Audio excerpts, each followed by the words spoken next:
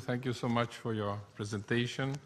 I now give the floor to Ms. Gigi Francisco, Global Coordinator of the Development Alternatives for Women in the New Era, DAWN, and Chair of the International Studies Department of Miriam College in the Philippines. Yeah, thank you. I would like just to make two comments. One is that in my experience, the intellectual role that DAWN has played in the civil society movements is quite extraordinary. I had an opportunity of seeing it when we were organizing the social summit. And the second thing is that I would like to pick on an issue that Ambassador Nasser mentioned, because he highlighted the questions of inequality, as most of you have on the table, and the Foreign Minister of Thailand and also the State Secretary for Bangladesh mentioned that there were new and emerging demands. And I think that we, in giving the floor to civil society, I also want to recall that there is an enormous amount of social demands on all of these issues, and they have to be dealt with politically. But I think that the UN system has also to assume the fact that the expectations are enormous and the doubts are also there as to how far this is going to be able to orient the world towards the types of problems that are putting people on the streets in many of our countries. So I just wanted to mention that because it is a political dimension that we have to have present. Ms. Gigi, you have the floor. Thank you, Mr. Moderator, for your kind words.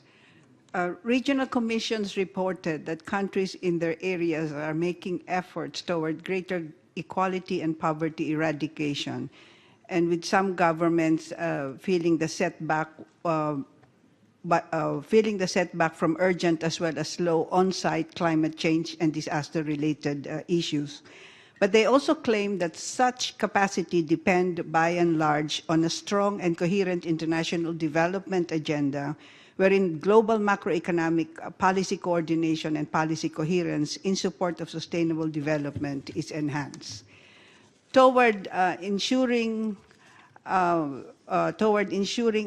paradigm shift, the SDGs must squarely address global systemic issues, among which are eliminating distortions in international trade and imbalances in trade agreements such as found in the TPPA and TAFTA, improving regulation and monitoring of global financial markets and institutions, and ensuring that all countries participate equally in decision-making, strengthening implementation of those regulations that enable countries to impose temporary capital restrictions, ensure countries can negotiate agreements on temporary debt standstills between debtors and creditors, and for poor and vulnerable countries which are saddled with unsustainable debt, guaranteeing expanded eligibility for debt relief and concessional financing. Moreover, SDGs must adopt country-by-country reporting standards for all transnational corporations, expand and strengthen UNCTAD's principles for lending and borrowing to cover private investment, and agree on binding corporate accountability rules as decided by the HRC on June 26, 2014, including sharing of risk and returns in public-private partnerships, and finally, on tax and avoidance, convert the UN Committee Experts on International Tax Cooperation into an intergovernmental body. Further implement and operationalize the Warsaw International Mechanism for Loss and Damage that SIDS countries had strongly advocated for. By addressing global systemic issues based on the principles maximum available resources for the promotion of human rights, including the right to development, and of common but differentiated responsibilities, and considering the particular vulnerabilities and challenges of small island developing states, landlocked developing countries, middle-income countries, least developed countries, and other countries in special situations, resources will be freed, flexibility within policy spaces will be utilized for development, and overall equality between developed and developing countries and generations will be better and responsibly achieved. Women's inclusion, whether through language on non-discrimination, equality, or mainstreaming, is prominently exhorted across all regional reports.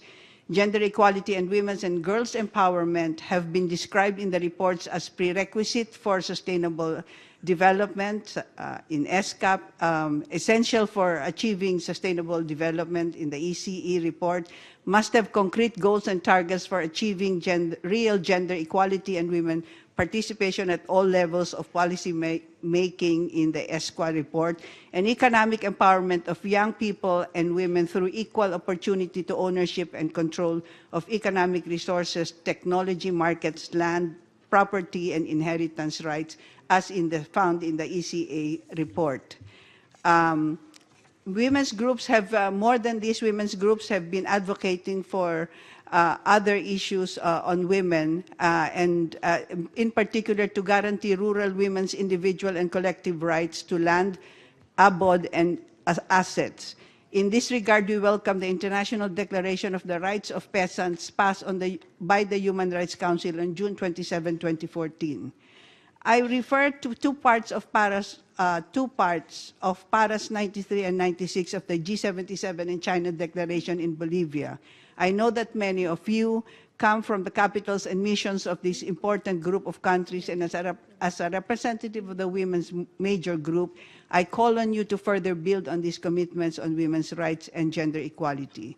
We recall, and I quote, "We recall the outcome of the United Nations Conference on Sustainable Development and decide to accelerate the implementation of our respective commitments as contained in the Convention on the Elimination of All Forms of Discrimination Against Women, as well as Agenda 21, the Beijing Declaration and Platform for Action, the United Nations Millennium Declaration and Program of Action of the 1994 International Conference on Population and Development." We also recall our respective commitments under General Assembly Resolution 61-143 and other relevant resolutions on this matter, recognizing that violence against women seriously violates all human rights.